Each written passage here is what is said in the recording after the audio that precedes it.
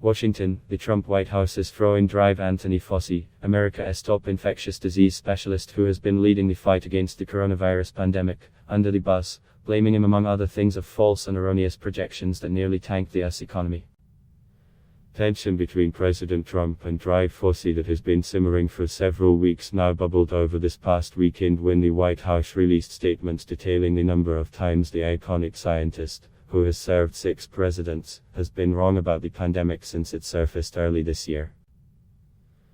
They also indicated Dr. Fauci has lost Trump's confidence, letting it be known that he no longer briefs the president or enjoys access to the Oval Office.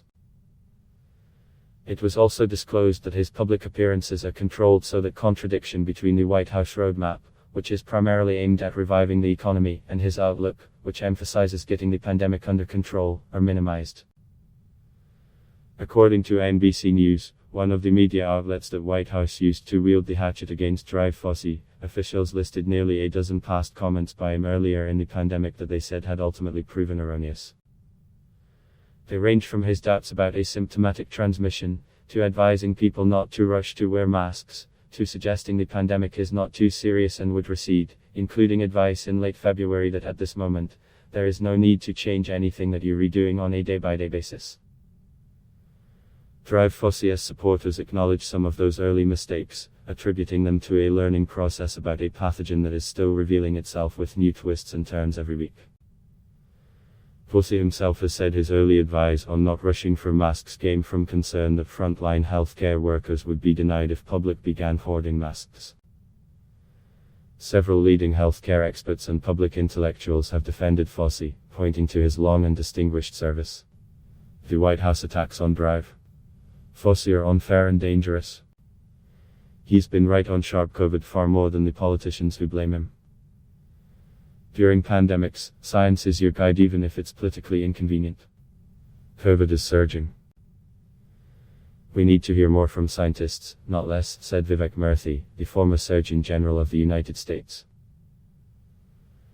But the Trump base has long been gunning for Dr. Fauci, applying all kinds of conspiracy theories, including accusing him of being in cahoots with forces trying to destroy the US economy. Sharp Fauci is a fork-tongued weasel. Look at this paper he wrote in April, admitting sharp coronavirus fatality rate is 0.1% rate akin to severe seasonal influenza, tweeted Shiva Ayyadurai, and MIT scientist who has long been pressing Trump to fire Fauci. Trump himself has lately been publicly dismissive about Fauci, saying, he is a nice man, but he has made a lot of mistakes, even as the 79-year-old scientist and director of the National Institute of Allergy and Infectious Diseases is calmly going around issuing public service announcements in the limited media non-TV access the White House clears for him. As a country, when you compare us to other countries, I don't think you can say we're doing great. I mean, we're just not, he said in recent a podcast where he was implicitly critical of the Trump administration. The virus meanwhile rages on, with two sides expressing alarm or deriving comfort drawing on whatever data suits their belief.